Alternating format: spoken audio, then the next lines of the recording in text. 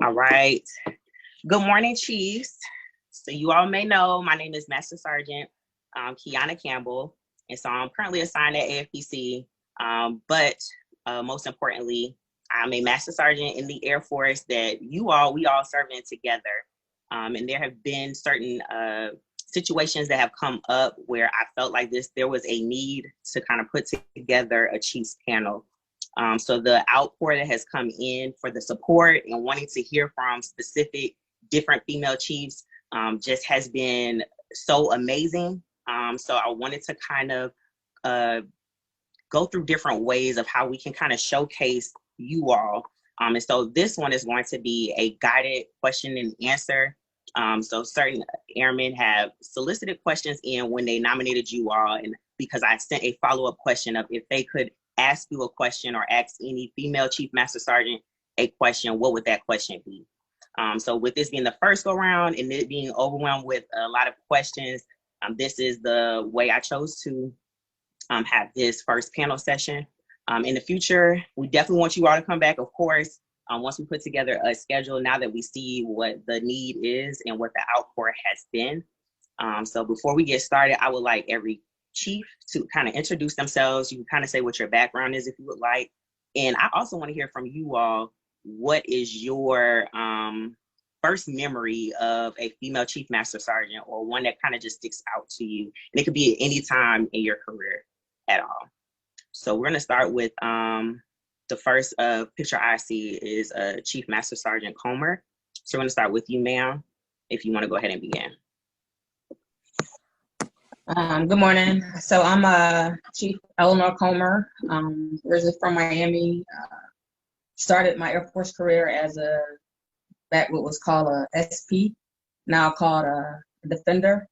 Retrained into the personnel career field on a humanitarian assignment back when I was a young airman. And when I PCS from F.E. Warren to Robins Air Force Base is where I got the humanitarian, and that was my first time coming in contact with the female chief. While I was stationed at F.E. Warren, the only chiefs that were on the yard that I ever saw were all males. Some of them were a little older. They weren't as youthful as we as chiefs are today. I think all of us on the panel this morning are looking very youthful. And so when I PCS to Robins, I came in contact with Chief Master Sergeant Belster, who at the time was Chief Select Belster. And the thing that I remember the most is that she always told me to refer to the guidance, be a SME, be an expert in your craft, so that you can take care of the airmen that are out doing their part of the mission. So she required that when we enter her office, that we said, in accordance with AFI, whatever, I need some help interpreting what this is. And she said, as long as you are a credible, reliable source, you'll be a tool to your commanders, you'll be a tool to your wingmen, and at the time, she was like your fellow airmen, because we really weren't using the term wingman at that time. But you'll also be able to help your customers. And as personnelists, we play an integral part in career decisions and life decisions for airmen across the Air Force. So it's probably my first memory. And to this day, she's still my mentor. I seek her guidance and advice on a lot of my personal and professional decisions. Right, thank you so much, ma'am. Next, I have Chief Hodge. Hi, good morning. So I am Heather Hodge. I've been in the Air Force 26 years now. I came in as a 4NO, so a med tech, and I still am in some kind of way. But I left the career field for about 5 years to be an NCO Academy instructor, and I always knew if I could go back to PME, I would. So I've been fortunate over the last couple of years. I'm the commandant at the Gaylor NCO Academy, and yes, ma'am, and love and life there. So thank you for this opportunity this morning. I really appreciate it. I know we did something similar to this at NCO Academy, and it was very well received. As far as female chiefs, growing up medical in the Air Force, the balance of male to female ratio is maybe 50-50 or pretty close to. So I was very fortunate to know female leaders throughout my career. However, when I think of female chiefs, two come to mind somewhat early in my career. One is Chief Master Sergeant Tammy Souders, and she was at Wright Pat when I was there. And she really helped me through the transition of, I was a staff sergeant when I met her, and she was our squadron superintendent. And I had just had my daughter. So I was a mom for the first time, being in the Air Force. And she was a chief, and she actually had a 2-year-old as a chief. So she was a mom as well. And I think when we talk about, you know, mentorship, it's great to find mentors throughout our careers in all different aspects. But when you can find that one that you can relate to on a personal level, right? It doesn't do any good to say, oh, you should do this, you should do this, you should do this, if you've never had to balance what I'm balancing, you know. So she really influenced me, showed me that it could be done. You know, you can be a mom and have this great Air Force career. And then moving on, the second female chief that I think of, I was fortunate to work in SG at AFMC while I was still at Wright Pat, and Chief Master Sergeant Carmen Riches. And she is, no kidding, still my mentor to this day. I still reach out to her. You know, she's one of the first people I called when I got promoted, and same thing. You know, she balanced being a mom with going to school. I remember she was a chief working on her master's degree when I worked with her, and you know, I just finished my master's degree. As a chief, and so she's been a great resource and a great mentor to me. So again, thanks for this opportunity. Thank you, Chief. Absolutely. Next, we have Chief Master Sergeant Dossett. I believe I'm saying that right now.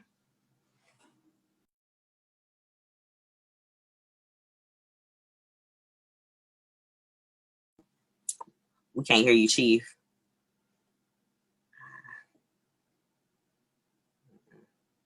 Unless it's just me.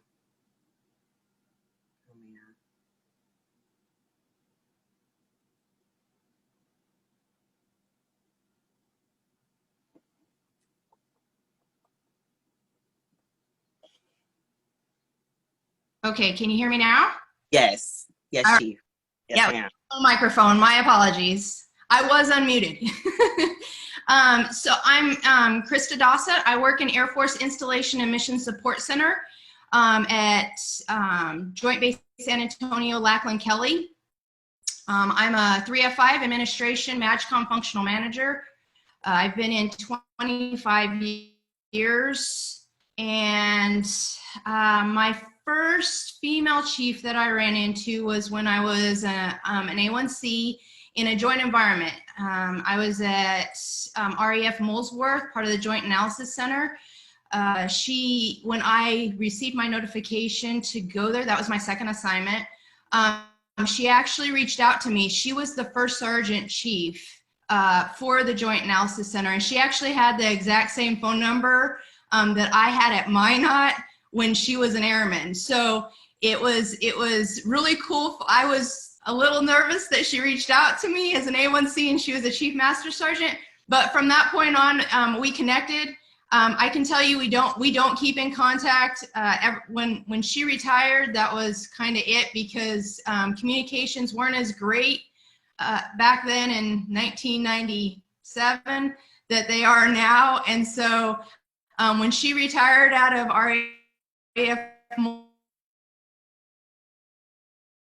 I have no idea where she's at.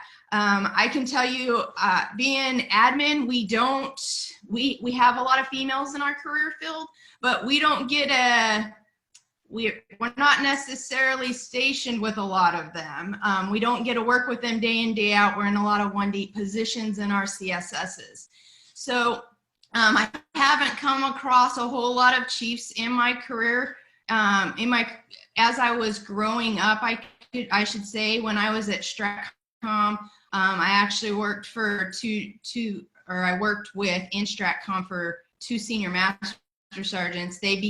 One did become a chief, and I learned a lot from her as well. Chief Fensick, Julie Fensick.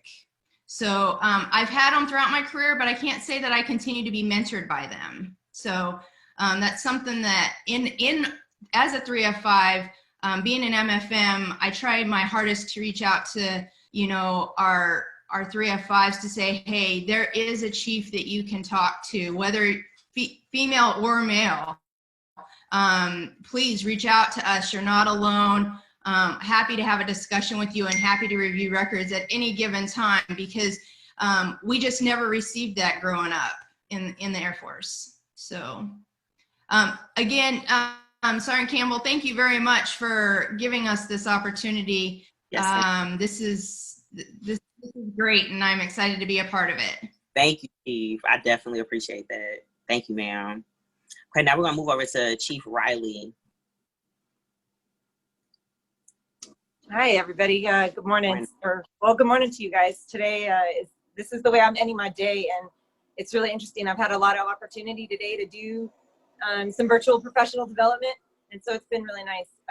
So 23 years in service, medical by trade, had a stint as a SHIRT for a few years. I am currently sitting as the group superintendent at the medical group, and I am the only female chief from the group superintendent. Here at Ramstein, though, we have chiefs galore because MAGCOM is here and NAF is here. Everybody's here, right? So there are chiefs walking around everywhere. And I do have an opportunity to interact currently with a lot of strong female chiefs and with great insight and great perspective.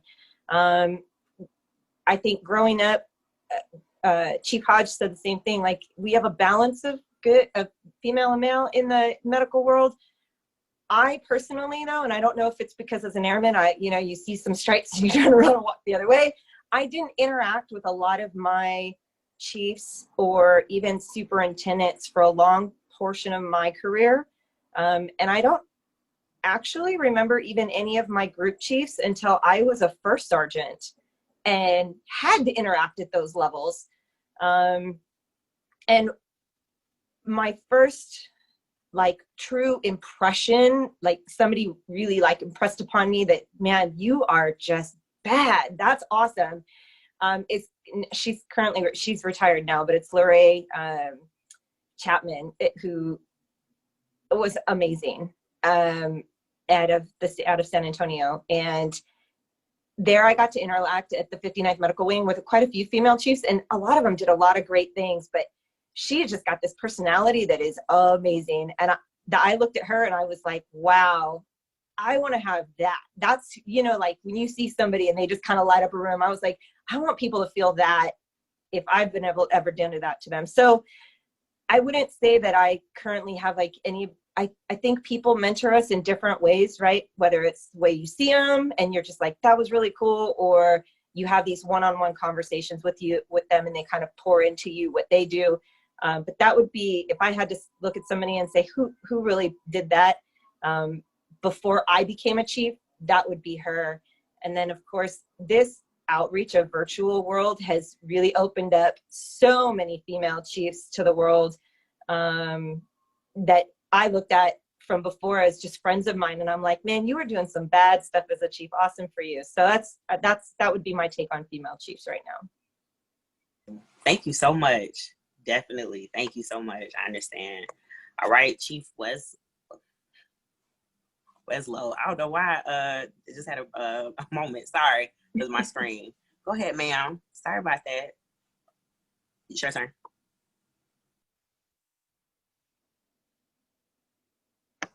Okay, my bad. Whitlow. Sorry, Whitlow. Okay, Felicia Whitlow. I've been in about 23 years now.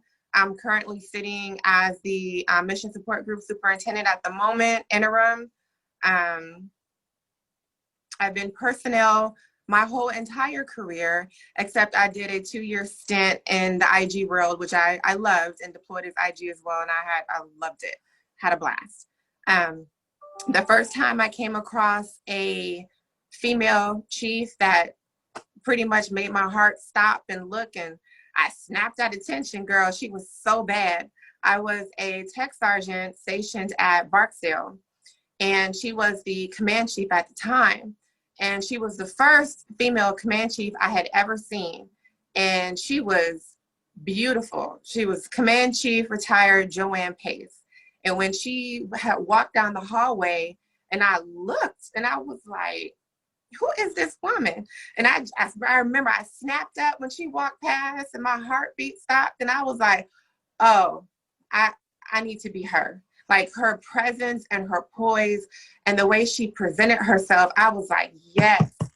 And she retired out of Barksdale, and I had the opportunity to out-process her at her house, which was even more bad, you know, that I was just looking at her and I said, yeah, this is my goal right here.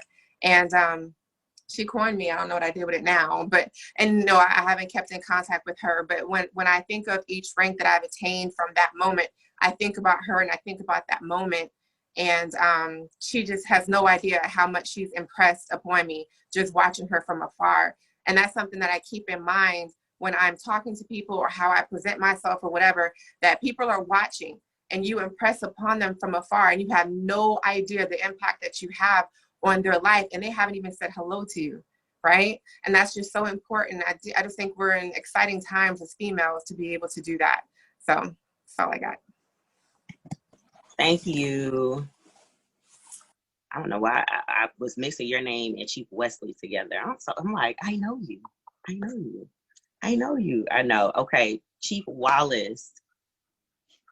Hi, good morning. How Good morning, ma'am. today? Good. And it's okay if you want to be audio only, ma'am. So Oh, go ahead, girl. absolutely. Yes, ma'am. Should see my backdrop right now. I am the Senior Enlisted Advisor for A10 at the Pentagon. That's deterrence, strategic deterrence, and nuclear integration. I am services by trade, so I am completely outside my normal wheelhouse, but I love it, every minute of it. The first female chief I was deployed in Albania in '99. It was my very first deployment. It was Bear Base, and she was the command chief. For the love of mercy, I cannot remember her name, but she let us try on her shirt. And all of the females, because at the time at Bear Base, we were all hot bunking. So all the women were sharing. No one was over senior airman. And we have pictures in her shirt with those stripes. It was just amazing and magical. But what was more important to me was she was real. And then fast forward like 10 years later, Chief Burdett Borders entered my life, and she was services and very real, like Sheila Fry real, and just amazing. And I knew between those two, I could not go wrong if I wanted to act like someone or find that mentor. Unfortunately, back in those early years where checking email was something you initialed off once a week in the work section, I didn't stay in touch with either of them, but it's very important to me now that I check in on some of the airmen that I've had in the past. Just a quick hello, even if they've gotten out of the military. That's something that we don't do very well, I think, is that post-military life interaction, because those are the parents of people we need to recruit for the next generation. And it's just keeping that flow going. But otherwise, thank you for having me and look forward to questions. Thank you so much, ma'am. You actually just opened up the door for the first question that I want to ask. I know in a lot of the forums and settings that I've been a part of or sat in on, a lot of my peers or even the junior enlisted, the biggest question they ask is, how do they, be relatable? Not necessarily relatable, but how do they like balance with taking care of their family and their work life? And one thing that each one of you all said in your own way, but also when individuals were nominating you, you all have what I like to call the secret sauce, which is just care. There's no like formula, there's no recipe, none of that. You all just care. So during this pandemic, how can the junior listed show that care with not just balancing home life, but taking care of their team? So any chief, let's get maybe two to kind of jump in and answer that question. I want to say this real quick, and before somebody else chimes in, only because we did a women's panel here just a couple of days ago, and Major Kinney, she said she read an article, and we talk a lot in the military about work-life balance, but this article referenced work-life integration. And man, I was like, that's what it is, because it's not a balance, right? It is, how does it fit together in order to accomplish everything that you need to get done?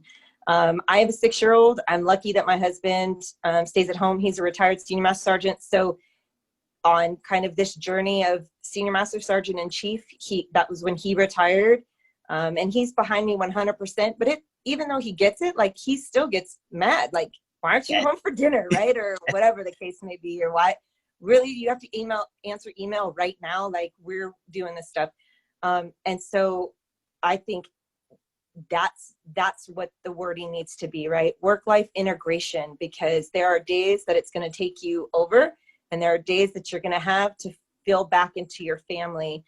And I always keep in mind that people are watching, and I try and integrate my family into anything that I'm doing. If it's coming up to feed airmen in the dorms, like, my husband is the one barbecuing it and bringing it, right? If I'm taking, if we're giving out cookies or candy or doing whatever, right? I let my daughter be the one to help me give out that stuff and be a part of it, so that she sees what mommy does. And I will tell you, it makes me so proud when she's proud and she's like, Mommy, you're a chief, like, you're the chief of the medical group. And I know she doesn't fully understand what that means or what that is, but she's proud of me. And I'm glad that I've been able to integrate them both into what I do, because who I am at work is exactly who I am at home, and who you're going to meet when I walk into the BX or whenever I see you. So that's been my take on it. And that's how I've tried to develop especially in the last couple of years. Yes, Chief. Thank you. One more like to chime in on that one.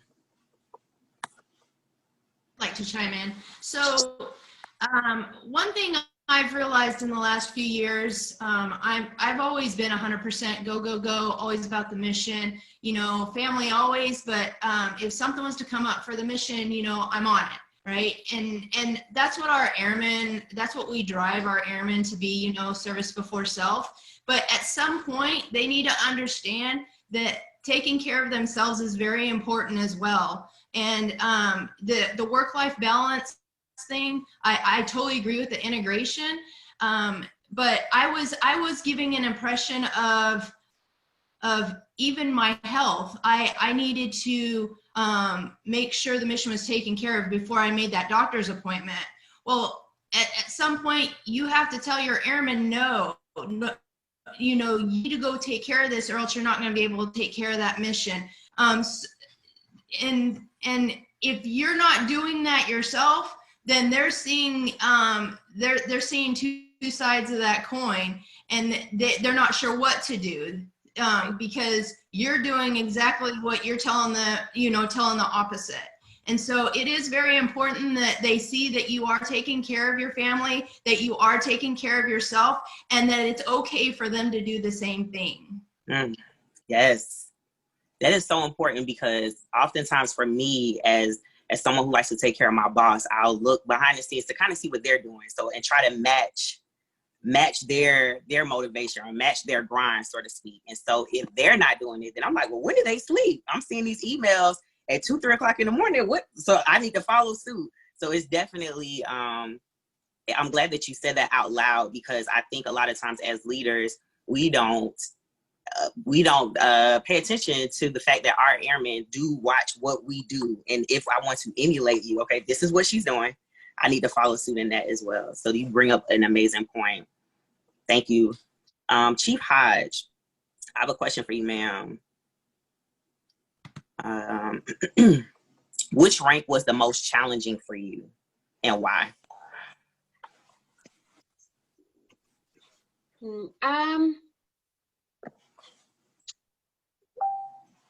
So a couple actually. I was what you call maybe a fast burner earlier in my career, and then I went to be an instructor at NCO Academy, and like all special duties, promotions kind of slow down a little bit in special duty. So I went there as a tech sergeant, and it took me 5 tries to make master. And I would say, honestly, being a tech sergeant was probably my most difficult rank. 1, because I was in it the longest. 2, somewhat because of the job that I was in. So as an instructor, an NCO Academy instructor, as a tech sergeant, your students are tech sergeants. So you don't have, any rank authority over them. You sure have like the position power, right? But not necessarily coming from the rank. So I think that experience is what helped me grow the most as an airman, having to lead my peers, but without the stripe, right? I had to gain, I kind of had to gain their respect, but it was difficult. It's also a little bit frustrating because as a tech sergeant, you have years of experience, but you haven't put that rooftop on yet, right? You don't have that rocker, so people aren't necessarily listening to you quite yet. So that was challenging, or maybe not taking you quite as seriously as they might senior NCOs, even though you've had the experience. So technical sergeant was challenging for me. The other rank, and it's not necessarily a rank that was challenging, was that transition from, I had made chief, but I had close to a year before I sewed on, but I PCS'd and was placed into a chief position, right? So I was a senior master sergeant doing the job as a chief. And that was very difficult. 1, because, once you are the chief, everybody expects that you know everything. Absolutely. Right? Even though I wasn't even wearing the rank yet, right? I was wearing senior master. And the other piece to that, though, is when you're making phone calls and you're trying to get stuff done for your subordinates, there is a big difference, at least in my experience, of calling somebody and saying, "Hi, this is Sergeant Hodge, and I'm trying to get this done for my airmen," versus "This is Chief Hodge, and I'm trying to get this done for my airmen." Yeah, so that, I think, really, that was the most, for me, honestly, that was the most challenging time in my career. And I was at the 383rd Training Squadron, which is, tech school for the medics here at Fort Sam. And, so I had 500 airmen looking to me and 125 permanent party staff. It was huge responsibility. It was out of the medical field, it was in that training environment, which was kind of new to me. And yeah, that was a challenge. Yes, ma'am. No worries. Thank you so much for that. So I know we have some, and the call number and ID number was switched up at the last minute. So I'm glad we have some more chiefs that are on the line. But I want to ask Chief Whitlow the same question. Man, which rank for you was the most challenging and why? Just real quick. Okay, the hardest rank for me was tech. I tested 4 times for tech. And, I can be a little dramatic. I was like, oh my God, I'm gonna die a staff sergeant. Like, why is this so hard? And I remember I was talking to my dad, who's retired Air Force, and he said, "You know what, Felicia? You're always going to get stuck at a rank, and when you're stuck at a rank, don't look at it as being stuck. You're being planted, you're being fertilized, because when you make that rank, you're going to shoot off and you're going to make those other ranks the first or 2 times. But use this time to cultivate, to grow, and whatnot. And of course, at that time, I'm not listening. And I was very hard-headed because when I made staff, I made it in the great staff giveaway, you know, and I didn't study, you know, so I was kind of like, oh, well, this is all I got to do. I'm smart, you know. And he kept trying to tell me, no, Felicia, you need to study. I'm like, no, Daddy, I'm smart. I don't need to. And so when I didn't make it the first time, I was like, well, wait a minute. You know, the second time I said, well, hold up. Maybe I need to do a little more. The third time it was detrimental. I said, I'm separating. This is ridiculous. And when I finally made it that 4th time, it's because I got it. You know, I learned so much and grew so much as a staff sergeant and also how to study that it humbled me a lot because, you know, I was a little cocky. I don't need to study. And I'm grateful for that time period of growing and cultivation, even though while I was being planted and being forced to grow, I was a little salty. But yes, so after that, it's golden. And I use those experiences at that time to help me later on, even now. So, yeah. Absolutely. Thank you, Chief. No We're going problem. to throw in the mix. Chief Hicks, Chief Master Sergeant Select Hicks, thank you so much for joining us, ma'am. I'm so sorry. So you had No 3 worries. chiefs, including myself and 2 other chiefs in the other chat.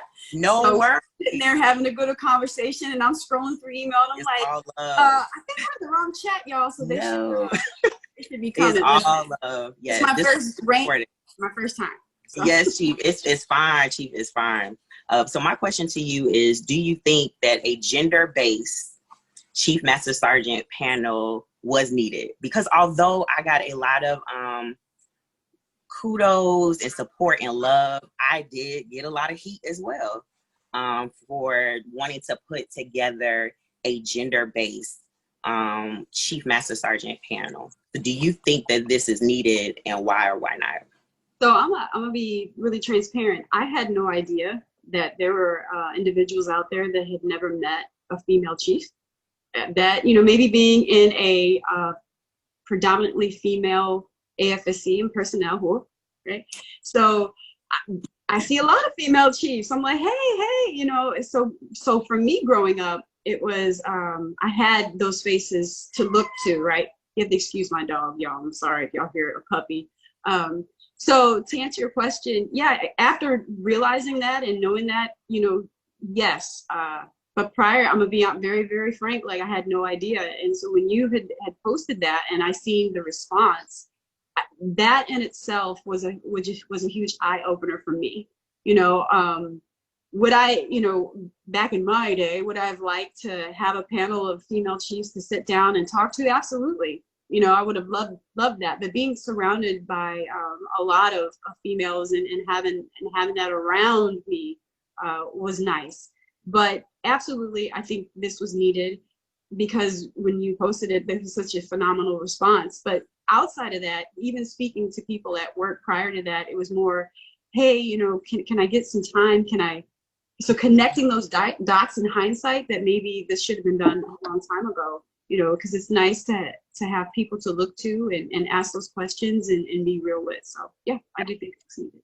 Thank you, ma'am. Chief Comer, same question to you, ma'am. Like Chief Hicks, personnel is, like I mentioned earlier, right? So I think I took for granted the time in AFPC, right? Because again, you're at the personnel mecca. So there are a lot of chiefs, but there's also a lot of female chiefs. And so when you look at the pool of people that you can talk to, there's different parts of their walk that you can relate to. It really struck deep in my spirit when I arrived here at Edwards, right? In July, it was a tech sergeant release party, and Chief Aishan's exec at the time, Sergeant TM, walked up to me, and she shook my hand. And I said, hey, how are you? Nice to meet you. I'm Sergeant Comer. I'm going to be the new FSS superintendent. And the way she grabbed my hand and pulled me in, it kind of caught me off guard a little bit because, you know, I'm from Miami. And I was like, wait a minute. Now, this is a promotion ceremony.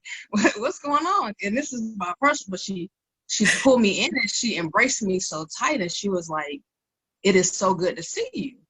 And I was like, what's good to see you too? It's a celebration. You know, people get promoted. It's a great day for the Air Force. We got new tech sergeants. And she said, no. And I was like, what do you mean no? She was like, when you have a moment, I would like to talk to you. I was like, okay, cool. You know, give me a call, stop by the office. I gave her my cell phone number, like, you know, I always do. I'm like 912-571-2247. I had the same number for 20 years. Again, not thinking anything about it, right, in this conversation. And so as I traveled around Edwards and, you know, went to their process, and people who don't know me, hey, I'm like, well, hey, how you doing? And Edwards is, I mean, it's a big spaced out base. And so, you know, I would get the same interaction. I'm in a defect eating, airmen are coming up, and I'm like, because at Randolph, again, right, there's so many chiefs, there's so many female chiefs. You go to Lackland, you go to Fort Sam. I mean, it's a very common thing. Absolutely. You know, at ALS and graduations, sitting around the tables, looking around, and they're coming up, and I'm like, what is going on? So Chief Bradley at the time was the only female chief here on the yard. And so I talked to her a little bit, and when the promotion happened, I was like, man, it's really weird. And so they start asking you questions about your path. And again, if you know me, I'm very transparent. You know, how did you do it? Was it hard? I was like, yeah, you know, I've been through a divorce. I'm a single mom. It's not easy. And so one of my airmen down at NPF, she was like, you give me hope. And I was like, well, I still, you know, again, not even thinking about the fact that I'm a female, none of that, right? And so she was like, every place I go, when I look around a room, most of the people in a room are males. And so when they're talking about, and I'm not bashing my fellow male chiefs because I think they're amazing. Absolutely.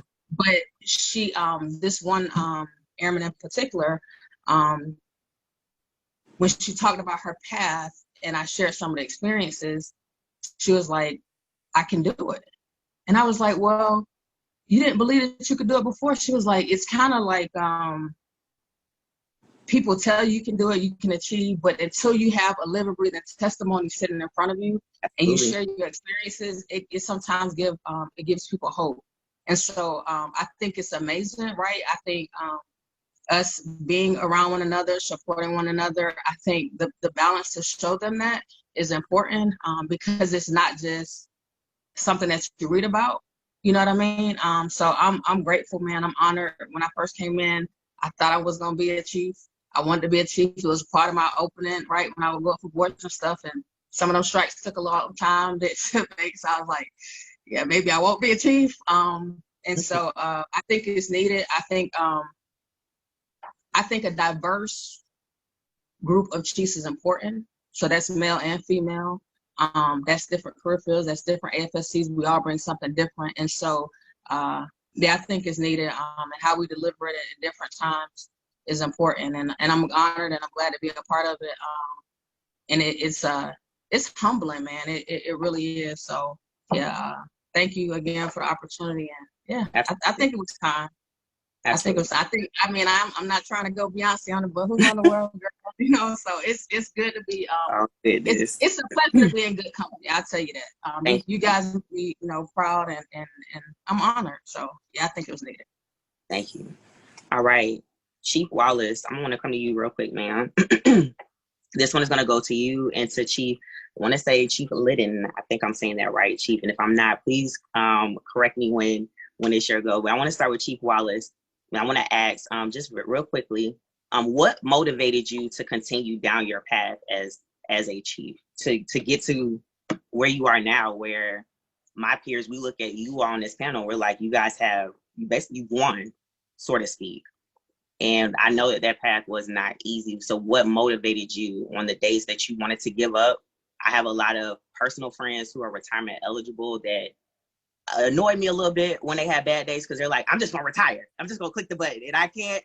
So when you were on your path, man, what motivated you to continue down this path as chief? So I'm gonna pose that to you first, Chief Wallace, and then to you, Chief Liddon. My biggest motivation are the people. Absolutely. It's the airmen. Like at the Pentagon, you might see 2 1-stripers every year, maybe. But yesterday, I actually, in my mask, bombarded this poor 1-striper. She just got there. Can you imagine signing in to anywhere in DC? Right. And get harassed by some woman that looks like she can rob someone. So, and she just wanted someone to talk to. That's what keeps me going. Yes, The mission is awesome and it's always changing, and that's really cool. But for me, it's really the airmen. No matter where I'm at, I'm gonna find them. That's why I wake up every day. I'm a little blue, Chief, so you make me a little emotional. I got a little blue on me, blue and gold, so you make me a little emotional. But you're definitely right. You put it into perspective, because people sometimes we just take for granted that we spend more time with each other than we do our loved ones. And then you don't know what people are going through personally at home, where sometimes work is your escape. So when you do come to work and to see somebody motivating you, that's like, man, if she can do it, I can do it. I can definitely relate to that. Thank you, ma'am. Chief Lydon, I'm saying it right. So close. It's Lydon. You're fine. Lydon. Okay. Thank you, Chief. Good. What I would offer is probably what keeps me motivated is the ability to teach people, but also encourage change. Those are the things that I would offer. And for me, it was never about, I got to make chief. I got to do this. It's not about that. It's just, I would say probably one of the most eye-opening experiences I had was when I was working on the MSgt Inspector General team. And the position there for me, obviously, was as a functional and going out to all these different units, right? And some of those units struggled more than others, but also going out to units where you can see that they were just cancerous and nobody was speaking up. So it's finding a way to talk about conflict resolution, but also how are we going to get past this, and who can be the voice for those that their emotions and their struggles are falling on deaf ears. So that's what motivated me is, they talk about, what a chief stripe is, or what a senior master sergeant stripe is, or master sergeant stripe is, right? And a lot of my upbringing was using those stripes as a shield to protect those that potentially may not have a voice, but also potentially like to lead the charge for those that don't know how to do that. So that to me is what is motivational, is to be able to have that voice to be able to help, those pursue, change within my community. So Thank you so much. I'm a little blue. I felt that passion, ma'am. I felt that passion. Okay, we're gonna go to Chief Liz, and I may say this wrong. Ferreira, please. I said it right. Okay. Okay. I'm just used to anything anyway. Ferrari, but Ferreira's good. Yes, ma'am. Thank you. Okay, so I'm gonna pose this question to you, and then whoever wants to piggyback, I would really like to hear from Chief Riley for this one as well. So my question, and this one, I'm gonna get some of the questions that were solicited in. Needs to go mute. I can hear feedback. Sorry about that. But one of the questions, so some of this question is a little more intense, sort of speak. So when we talk about females or women, a lot of times we get the bad misconception of being catty, not being able to get along with each other or work well with each other. So how do you go against that, so to speak? And as chiefs, do you all know each other? Do you have so I know I'm meshing some of the questions together, but it really is going to come together. Whereas one speaking to the cattiness, how do we get past that stereotype that I know is there, that I think is just we're just misunderstood in certain situations, but also do you have a band of female chiefs, or how do you work with your peers on that chief level that are female in particular? Yeah, absolutely. So I've heard that phrase, right, from even long time ago, well before I was a chief, gosh. And it's crazy because when you hear it so often, you start to believe it. And yes, even at a young age, I didn't really have evidence of it. I seem to get along with people fairly well. You know, I'm just chill, even when I was young. So, but you're right, that constant just regurgitation of that phrase, just suddenly you're starting to feel like, well, you're right, now we got all these women in this room, it's gonna be a struggle, right? But I think to me, really, it's just differences in personalities, upbringing, who you are, perspectives that you bring. I think us, really, ladies, my sister chiefs, you know, in this room, I think we're just able to process emotions and thought processes in a level that's different than our brothers, right? So, because they have their issues too, you know, don't let them fool us. They got their stuff going on. Yes, but we don't throw phrases or terms at them, right? They're just being bros. They're just being, you know, guys. It's almost the same.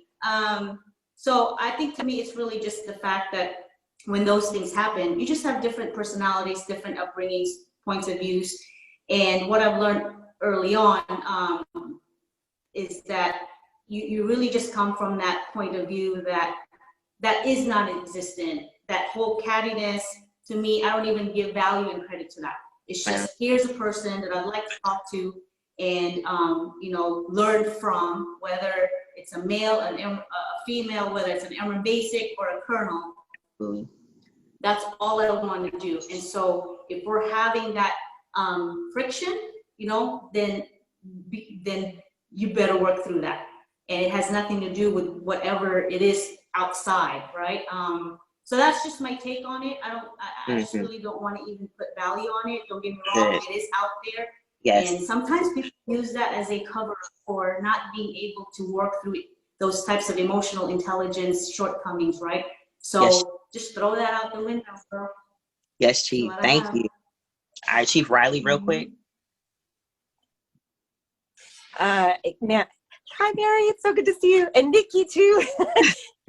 I completely agree with Mary. I think it's a maturity level thing, right? Like, I remember being an airman, a staff, and boy, man, I took things personally. I was emotional in my reactions. No wonder you're going to judge me for that, because that was my choice of how, and I handled it wrong. But the longer I've been in, the more experience I've gained, right? I matured in my behaviors and then in my perceptions of people. And so it's a completely emotional intelligence issue.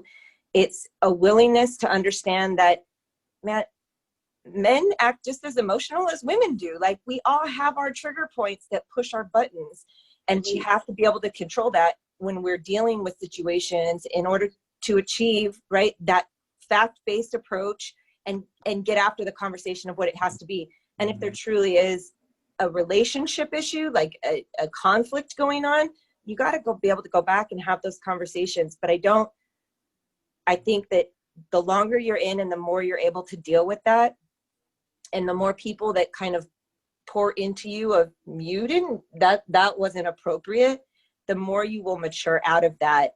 And so I see that as a maturity level and an immature action if people are being judged on those actions based off of somebody else's perceptions.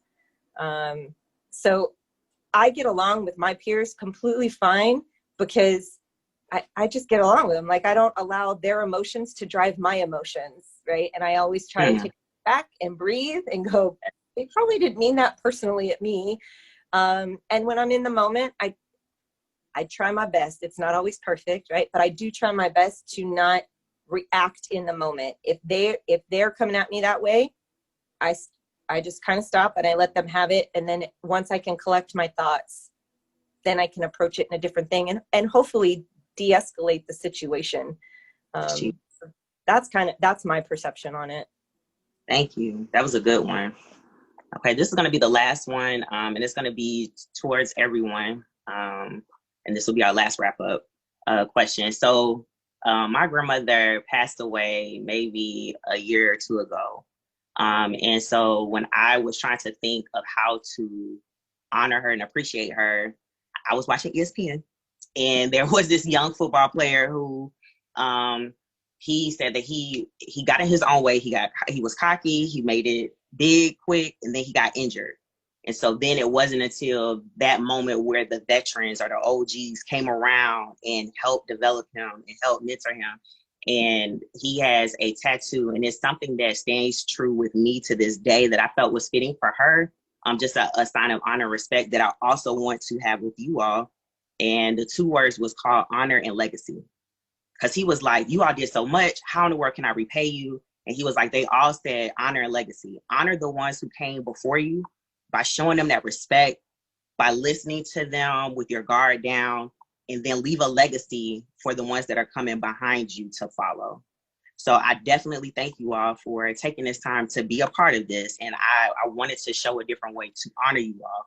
But my question to you is, what legacy do you all want to leave behind? You guys are all from completely different worlds, but the way that the airmen were describing you all were sounding true.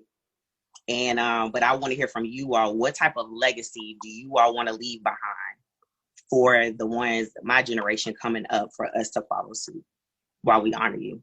So I want to start with Chief Comer, and then we'll just go down the line.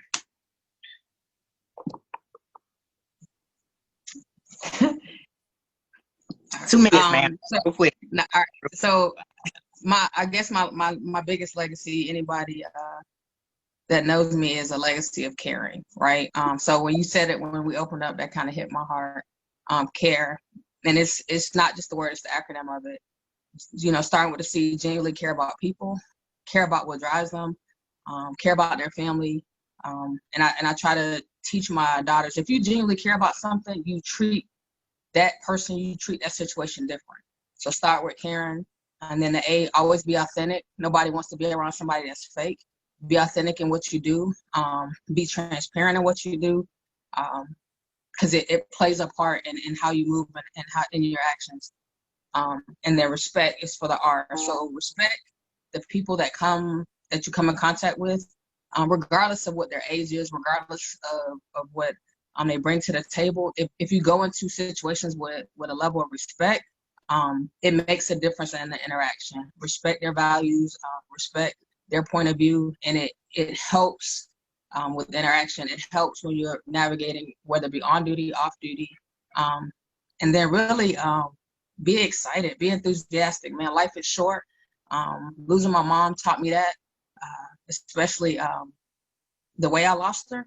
And so you have to cherish the moments. You have to give it all that you got, because tomorrow's not promised. Corona has shown us that we in a moment's notice, it can change and it can be different. So be excited, be enthusiastic, live life to the fullest. And so just in all things you do, man, just care. If you care, it's infectious, and it could potentially change somebody's life who you may not even know, just caring enough to say hello. So my legacy, I try to move in all situations with a big heart and just care. So that's probably my biggest legacy. And again, thank you for the opportunity. You're welcome. Chief Hodge, what legacy would you like to leave behind? Oh my goodness. So what do we say after Chief Comer just told us? I know. I mean, really, she stole our answer. So really, yeah, I'm with her. We don't do this job to like be famous, right? We're,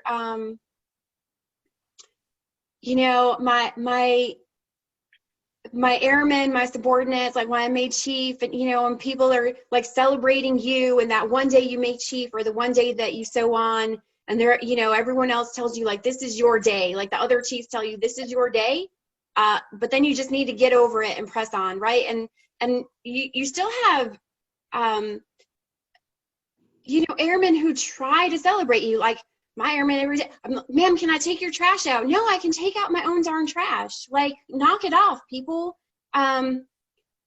So I think what Chief Comer said about like just caring, you know, my legacy would be, and you know, I don't know what it will be, but I try to help people every day that I can. And so I hope that my legacy, and to go back to what Chief Leiden said a little earlier about wanting to teach people, right? So all I can hope, you know, is that maybe one day, one of my airmen or somebody will think back to, oh man, like Chief Hodge taught me that, or Chief Hodge cared about me and made it through this bad day, right? So like I started this conversation talking about Tammy Souders, Chief Souders, who, you know, when I was struggling as a new mom and as a staff sergeant, she's the one that kind of turned it around for me. And it was very easy. She said, "You're doing okay." And that's all she needed to say to me, like, "You're doing okay." And if I can have even one airman someday say that I did that for them, then I'm, you know, just tickled with that. So, Man, thank you, Chief. I appreciate that. Chief Dossett. Awesome. I mean, I can't, well, why do I have to be number 3? Why can't I be number 1, right? Like, no. So my big thing is, you know, I continually tell, you know, people that I see, that I talk to is, you know, it's not about you, but we're in this together. Yes, Chief. It's a very big thing. All too often we see social media, we see it all the time. Me, you know, what about me? And they deserve those answers. Absolutely deserve the answers that they're asking. But at the same time, we got to think about how we're in this together. What peel the onion back a little bit. Why don't you know this answer? Some of the questions being asked are, you know, maybe they should have heard from their supervisor before they went to social media, and we see that often as well. But it's getting to know those airmen that are around you. You don't have to lead them. You don't have to supervise them. Don't have to be in the same unit. But if they know you care just by saying, "Good morning, how are you? What's going on in your life," whether you're passing them in the gym or whatnot, you know, it's about being a family. It's about persevering together, not alone. Also, you know, I mentioned, you know, I'm from the admin career field, and we're in a lot of 1-deep positions, and our 3F5s do feel alone sometimes. And they need to know, and it's not just 3F5s, it's any airman, that they're not alone, that we're in this together. Yeah. Thank you so much, Chief. All right, Chief Riley, what legacy would you like to leave? I think I mean, everybody just wants to know they're cared about, right? But I think there would be 2 things if I had to say, like, if somebody were to ask, what does Chief Riley leave? Then transparency, 1, because man, life can kick you in the teeth a lot. Yes. And there's a lot of times you can just feel alone when, like, you're the only person that's ever gone through this when you're in it. And I hope that airmen know, like, by me,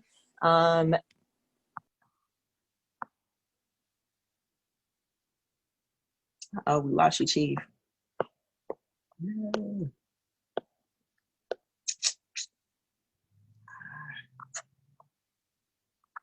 We lost her. And okay. We're gonna see if we can get her back. In the meantime, we're gonna go to Chief Whitlow. Okay. The legacy I would like to leave is to be known for being genuine and for being transparent and for being myself 24/7. Just like the other sister chief said, I am the same person when you see me in the commissary, when you see me in the gym, when you see me fussing at my adult kids. Like, this is it. This is Felicia all day, every day. And I relish that because the leaders that I've come across in my career, I felt a certain kindred to the ones that was who they were. They were true, they were real, and they genuinely cared about me and my well-being and seeing me be successful, whether it is in the military or civilian or just in life. And that's the legacy I hope to leave behind. That's all I got. Thank you. I see Chief Riley is back. Ma'am, let you go ahead and finish up. You're on mute, ma'am. Go. Welcome to Germany and the great internet system we have, right? Listen, I think AFPC is the same. Yes, ma'am. All right, so transparency. So I think that it's important for airmen to know, like, regardless of what they're going through, somebody has always been through that same type of situation, and we don't all deal with it the same, but they're not alone in what they're feeling. And so I walk around, and if they have a question, I try and just answer it to the best of my ability. I don't try and sugarcoat the answer to a point that is unprofessional, but I just want to make sure that they know, like, you can ask me anything. And the other thing is positivity. So I was listening to a podcast the other day, and I try and be positive. And most days you'll see me walking around smiling, and it's very rare that I don't have a smile on my face. But when I do, some of my airmen are like, Chief, what's wrong with you today, right? So it's transparent when I'm like totally different. And somebody on the podcast said, a person who finds the positive in a negative situation can never be defeated. And man, that spoke volumes to me in that moment. And I thought, that is an incredible thought, because there are lots of days you can feel defeated in your job. I didn't take care of my airmen well enough. I wasn't a great mom today, right? I got into a fight with my husband. But every day is a brand new day, and it gives you a new chance to get after it and a new chance to be a better person. And so those are the two things that I hope I leave with people, is that you can ask me anything, and I'll do whatever I can to answer the question and what I went through with it. And then on top of it, try and find the positive of it, because it will make it a lot easier for you to get through it. Absolutely. Thank you, Chief. All right, Chief Herrera. I'm just gonna say it fast. Don't sound like I'm saying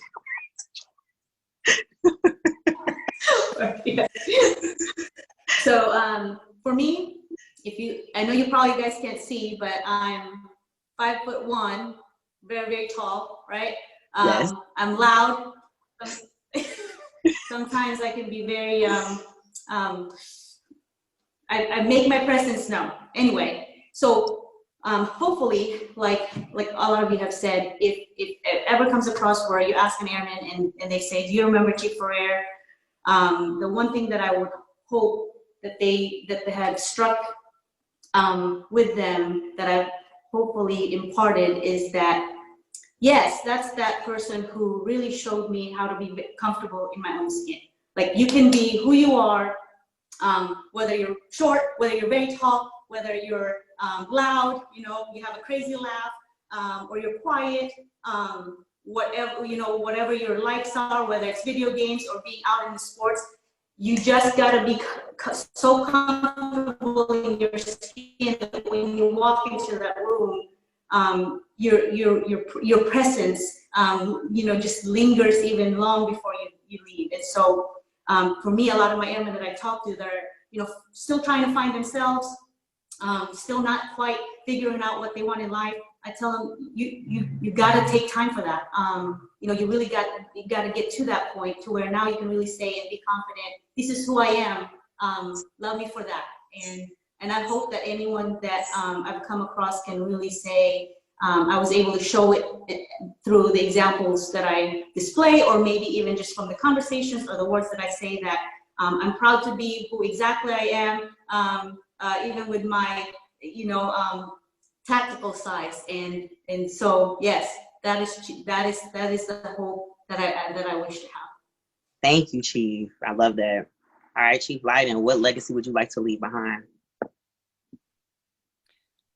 So I don't necessarily have like a legacy. I almost would go off of what Mary Beth just said, as far as just be yourself.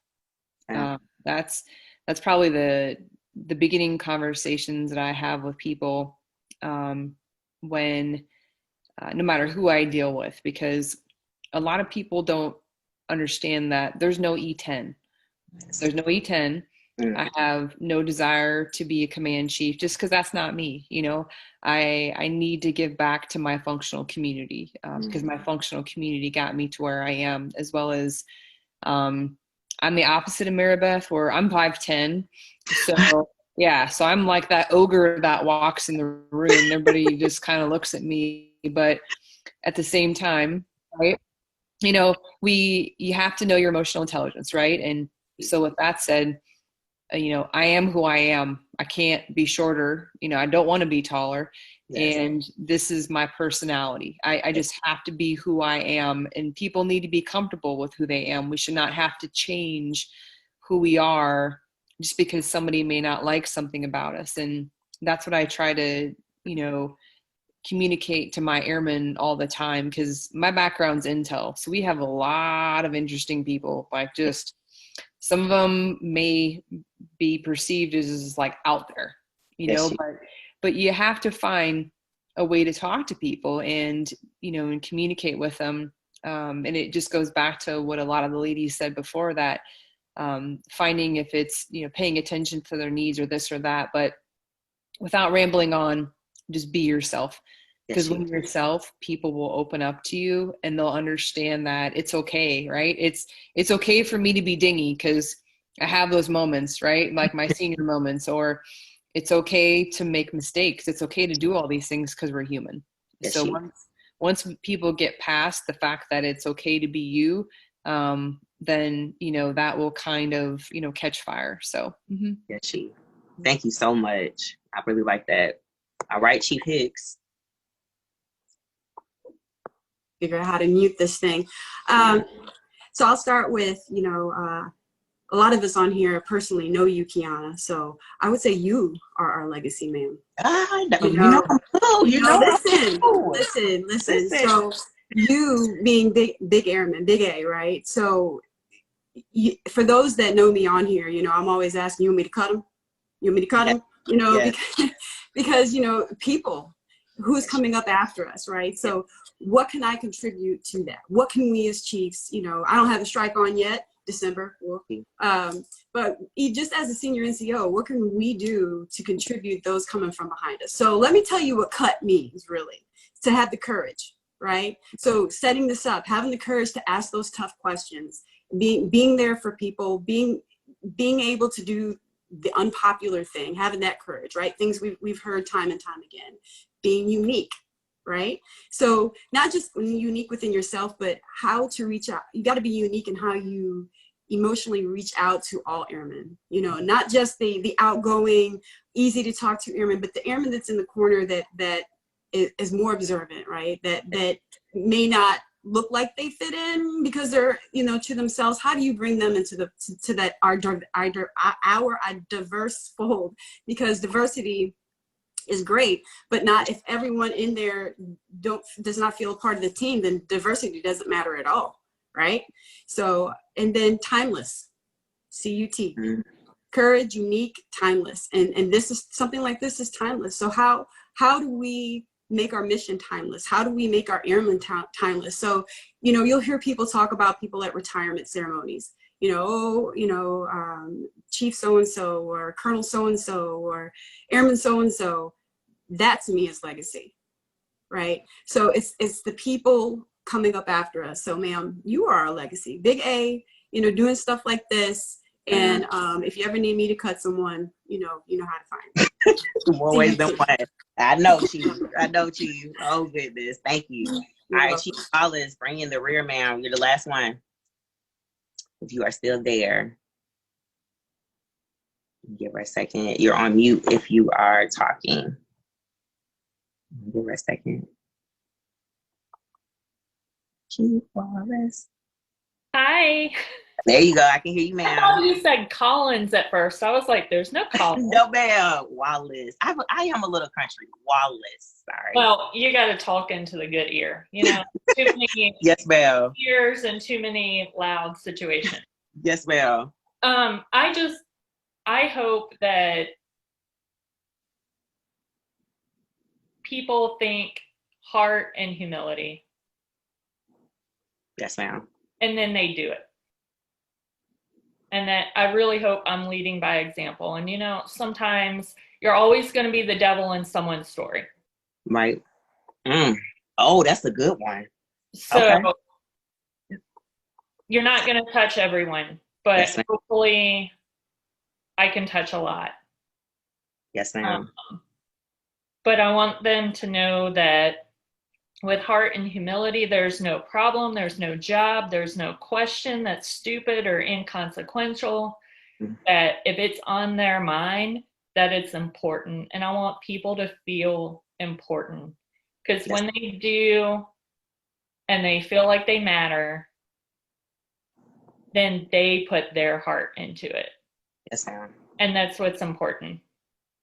And it doesn't necessarily have to come from one person or one, but we create those settings. And sometimes we get them right.